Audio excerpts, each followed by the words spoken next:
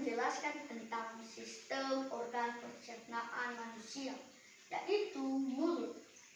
Fungsi mulut adalah mencukupkan makanan sehingga ukurannya menjadi kecil. Kerongkongan, ini gambar kerongkongan. Fungsi kerongkongan adalah memindahkan makanan ke dalam lambung dengan gerakan peristaltik. Lalu lambung, ini gambar lambung. Fungsi lambung untuk memecahkan makanan dan mencampurnya dengan enzim dan asam. Lalu usus halus, ini gambar usus halus. Fungsi usus halus adalah menyerap sebagian besar nutrisi dalam makanan. Lalu usus besar, ini gambar usus besar.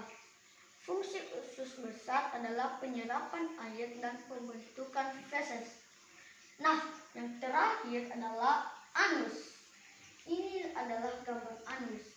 Fungsi anus adalah pengeluaran sisa-sisa makanan yang sudah tidak diperlukan oleh tubuh.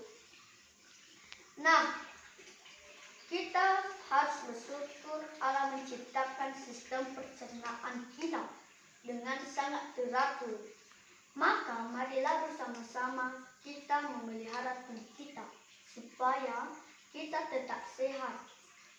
Ingat, di dalam tubuh kita terdapat satu jiwa yang sehat dan kuat. Terima kasih, tetap semangat. Yahoo!